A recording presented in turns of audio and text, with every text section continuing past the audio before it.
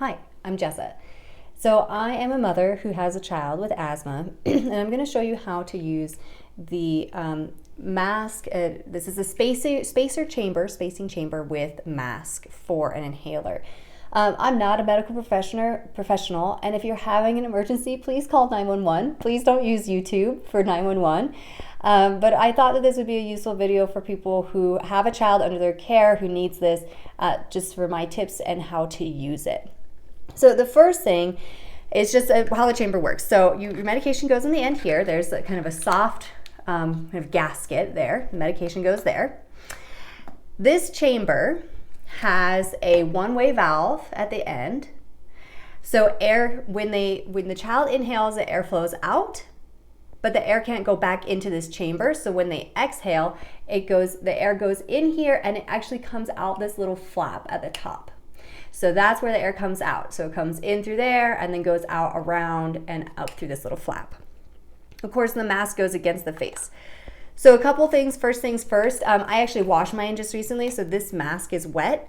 It needs to be everything should be dry because the medication can stick to moisture. So make sure that it's all totally dry. And you can either air dry or use a soft cloth, something that's lint-free. I use the cloths that we use for bath time for infants because they're very soft.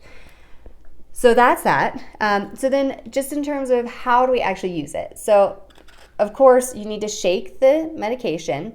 I find that as I take out and insert this, the medication into this over time, it starts to loosen. These do need to be replaced periodically, but in order to make it last a little longer, I shake it with the medication in. So I place my palm around the chamber and stabilize the medication like this with my two fingers, and then I shake it that way. Sometimes it makes a lot of noise because this thing like flaps around as we do that. But anyway, that's how I shake it. Then I'll depress it, and then of course the child needs to take the medication. Seems so easy, right? You want a good seal on here. You don't have to like crush it on, right? You can, gentle, but you just want to make sure it's sealed all the way around the mouth. It needs to go around the nose as well as the mouth there.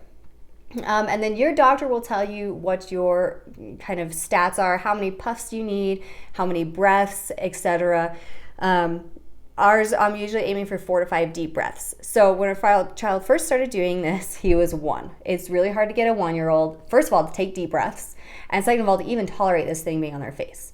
So my tips for that is our child loved turning the light switch on and off, but he couldn't reach it. So we would stand by the light switch so he could see a light and he could play with the light switch. We would shake, of course, and depress. We'd place this on his mouth, and then I would make really exaggerated breathing noises. So go, and this was our best way to get our infant, okay, he's not, technically was over 1, so not an infant, but our very young child to imitate us to get those deep breaths. So that was our best way to do that. Something to be aware of is that because this chamber is, it's kind of sealed and it's got a one-way valve, sometimes this will happen. You do the medication, you put the mask on the face, and they turn away immediately. And it's just like this moment of panic, like, no, you need the medication. And so for us, if it was just a quick turn and we could just reset him right away and put it back on, a couple seconds of delay, we did not depress the medication again because it's sealed, right? So it's not like it's just blowing away instantly. And when we did that, I still noticed that it was effective. So it did seem like he was actually getting the dose. I noticed the symptoms start to subside. So that's what we did. I don't have an official statement from any doctors about how long you have to take it.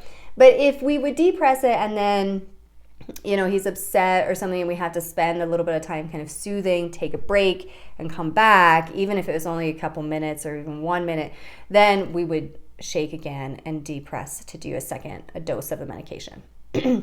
So that's my tips on doing for a very young child. My child is now 3 and now he wants to be in charge. So we don't do the light switch thing anymore. Now he wants to hold it. So what we do is he gets to shake it. We take turns. So he gets to shake it and then mommy shake it. He holds it against his face totally independently on his own. And he really like crushes it on there. Like his little nose is totally being smushed against this thing. So he really crushes it on. It's a good seal.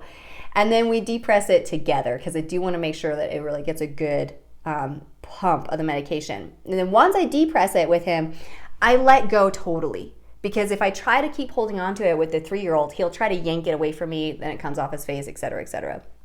So I'll totally let go of it. He's holding it independently to his face, really crushing on. But I still do that same thing where he's old enough to understand what a deep breath means, but I also, get kind of fairly close to him so he sees me, and I do those deep breaths again, really exaggerated.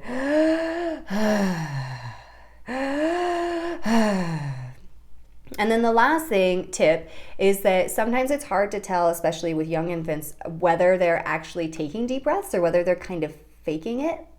So it's hard to tell sometimes.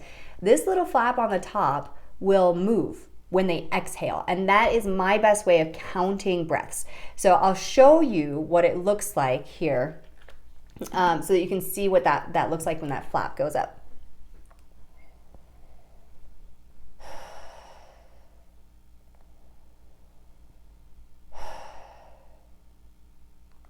So you can see that flap move up, and that's how I count the breaths for the kids. And so those are my best tips on kind of how to use this, how to get your child to use it. And then, so please subscribe for more information on how we manage asthma and eczema and allergies in our household, because we do have the trifecta. And then if you are dealing with a young child who has asthma, hang in there. I know it can be really tough. And what we've been told by our pulmonologists is that, little kids have little airways, and that it often starts to improve as they get older, and that has been our experience. Between 1-year-old and 3 years old, we've noticed a huge improvement. I hardly ever use this anymore, which is awesome. So hang in there. I do think there is hope for it to get better, and I will hope for that for you. Thank you so much for watching. Have a good day.